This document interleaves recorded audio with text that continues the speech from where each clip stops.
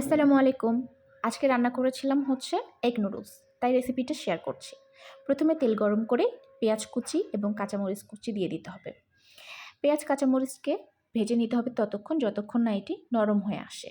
একদম বেরেস্তা করা যাবে না বা লালও করা যাবে না। জাস্ট সফট হয়ে আসা পর্যন্ত আর একটা ভাজা স্মেল বের হবে সেই সময়টা পর্যন্ত। এরপর আমি ৪টা ডিম গুলিয়ে রেখেছিলাম লবণ, হলুদ এবং গোলমরিচ গুঁড়ো দিয়ে। তারপর ডিমটা দেওয়ার পর এটাকে সুন্দরভাবে আমি স্ক্র্যাম্বল করে নেব।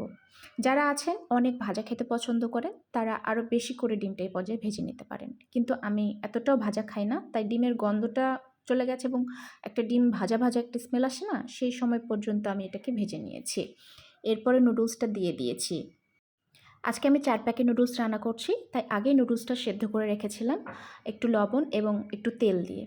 নুডলস দেওয়ার পর এটাকে সুন্দরভাবে মিক্সড করে নিচ্ছি। এরপর আমি দিয়ে দিব হচ্ছে গাজর কুচি। অনেকে আছেন গাজরটা ভেজে বা সেদ্ধ করে খেতে পছন্দ করেন, তারা হচ্ছে পেঁয়াজ, কাঁচামরিচ আর ডিম যখন স্ক্র্যাম্বল করলেন, ভাজলেন, সে সময় গাজর কুচি দিয়ে ভেজে নিতে পারেন। কিন্তু আমার গাজরটা হচ্ছে একটু কাঁচা খেতে ভালো লাগে, তাই আমি এই পর্যায়ে দিয়েছি।